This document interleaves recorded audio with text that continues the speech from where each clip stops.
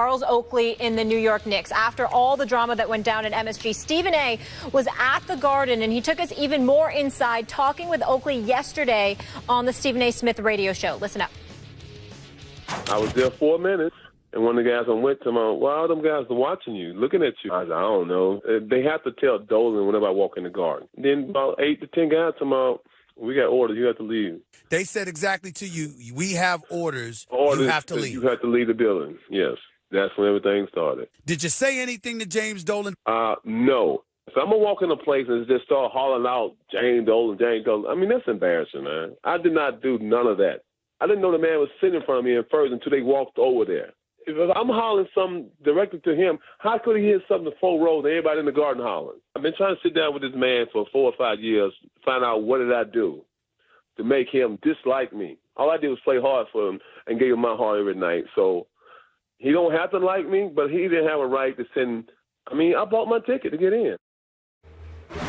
All right, so Oakley opening up to Stephen A., and then the Knicks releasing this new statement Thursday. There are dozens of security staff, employees, and NYPD that witnessed Oakley's abusive behavior. It started when he entered the building, and it continued until he was arrested and left the building. Every single statement we have received is consistent in describing his actions. Everything he said since the incident is pure fiction. Stephen A., we know there's 2 sides to every story, sometimes 3. Did Oakley's comments yesterday change your position?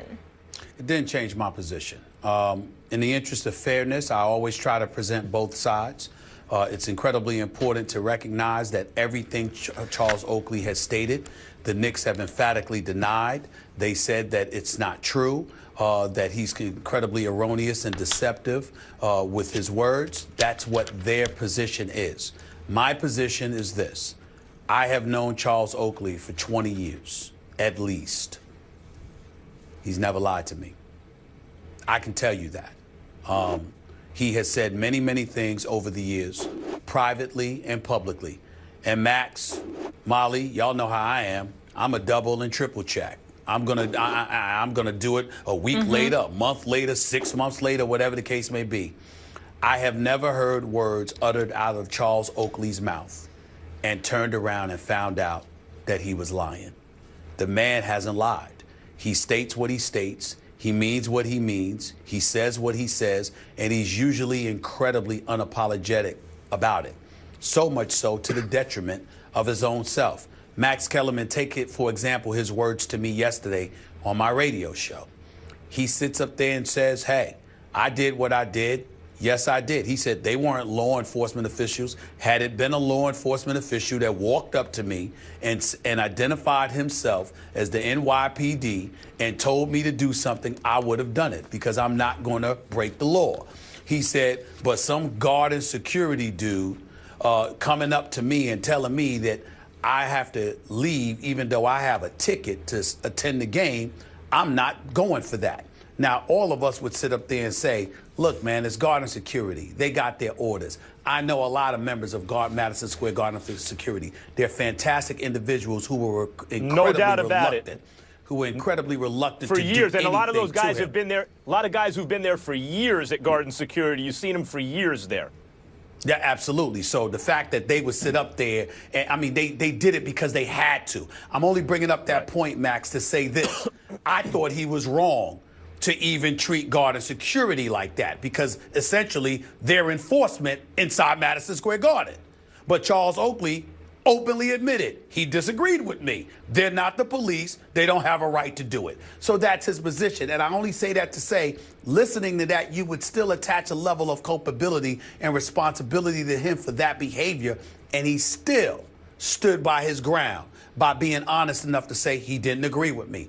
So again, you take that and you juxtapose that to the history of the New York Knicks and some of the things they are alleged to have done. They've denied it, but there have been people that said Charles Oakley was being followed to the restroom on frequent occasions when he had been at Madison Square Garden, that individuals have been harassed if James Dolan didn't like them and stuff like that. New York Knicks categorically deny that stuff, but it's not the first time that's been said about them.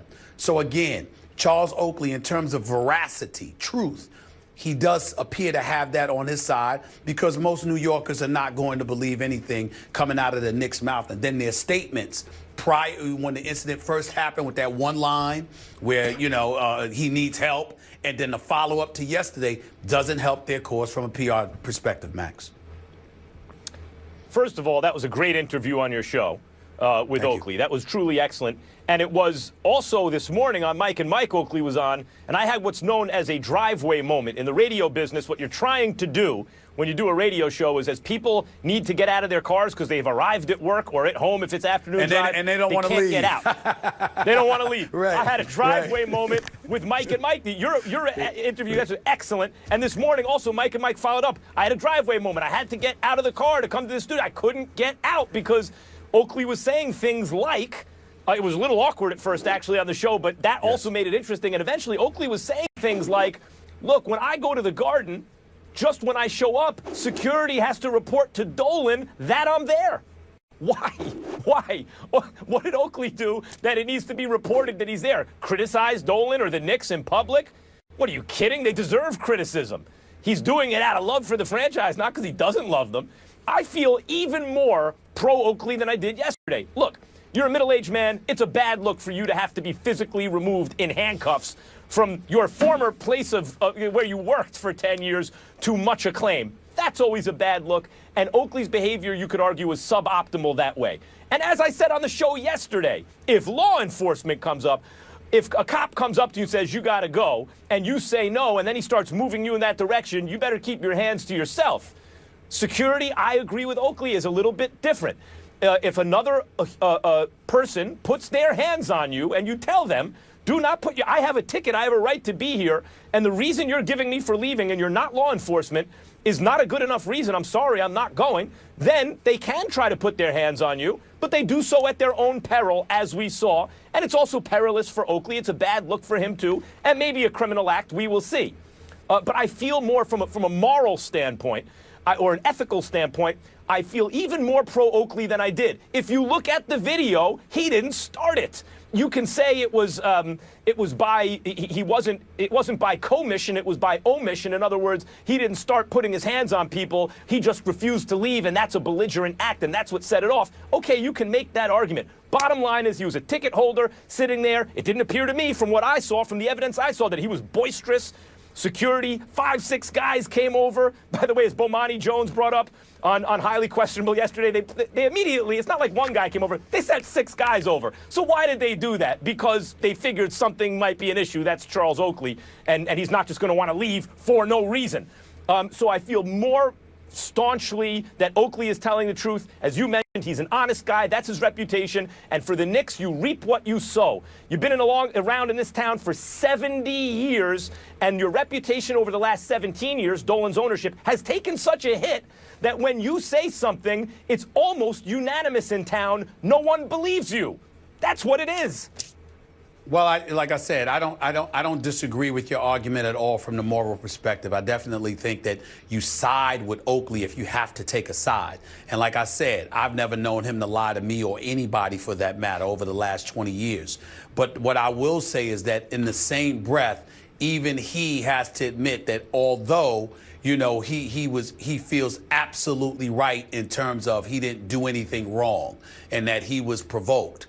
In the end, you can't act the way that he acted, which is why one of the first things he did when he came on my radio show yesterday was to apologize to Knicks fans and to apologize to everybody, because he said, you don't come to a basketball game looking to see that it was uncalled for. I should not have gone that far.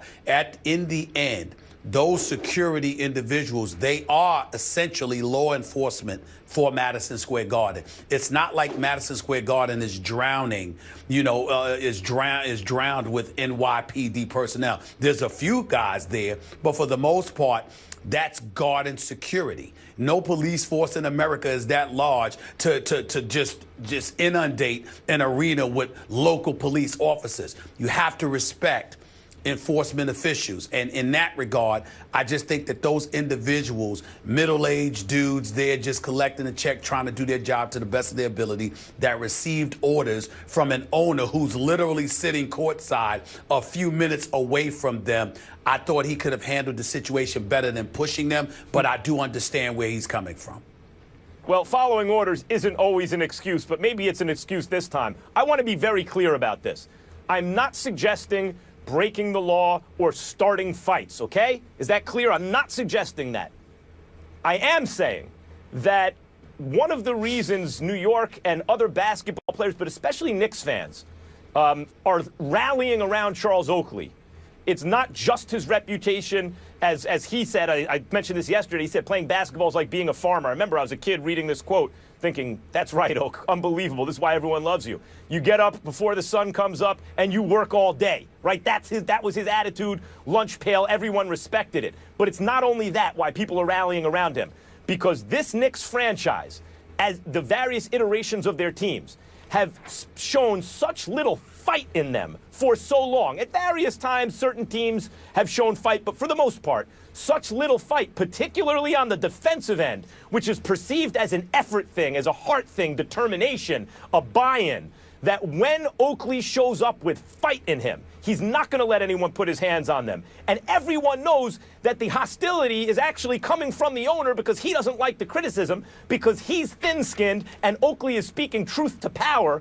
When people see a guy like that show up with fight in him, they rally around it because that's what they want to see at Madison Square Garden, which they haven't been seeing enough of in recent years.